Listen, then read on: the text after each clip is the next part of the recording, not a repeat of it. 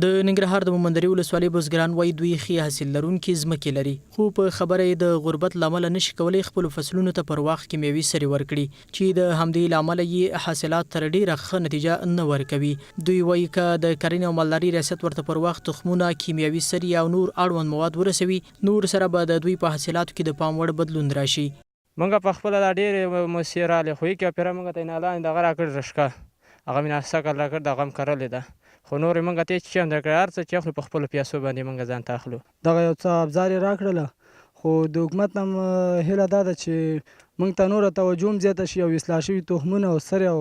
دغه موږ ته را برابر کړي. یو تن بزګر بیا انعکاس ته وویل هغه مرستې چې د یادې ولسوالۍ بزګرانو په نامه راوړل کېږي دوی ته نه رسېږي او هغه چاته ویشل کېږي چې اړیکې ولري.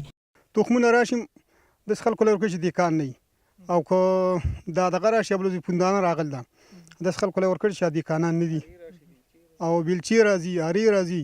ولا چې بله ورځ هرې او بیلچې راغلي دي چې داسې خلکو له ورکولې، داسې ملکانو له چې موټرو کې پسې راغلي وو او هغو له یې ورکړل، موږ له هېڅ شي هم راغلل. د ننګرهار د کرنې، اوبو لګولو او مالدارۍ ریاست د کرنیزو خدمتونو امیر عبدالوارث تاندوی د ټولو بزګرو لپاره یې د کرنیزو تخمونو په ویش کې شفافیت په پام کې نیولی او هڅه کوي د بزګرو ټولو ستونزو ته رسیدګي وکړي. هغه اړین توکي چې د بزګرانو د ښوونې او روزنې او نور هغه سامانلات چې د بزګر ورباندې استفاده ترې کیږي کاملا موږ په شفافه توګه ویشلي دي. په هیواد کې ننګرهار یو له زراعتي ولایتونو څخه دی چې د بزګرانو په خبره یې که مرستې ورسره وشي نه یوازې دا چې افغانستان بلکې نورو هیوادونو ته به هم حاصلات صادر شي.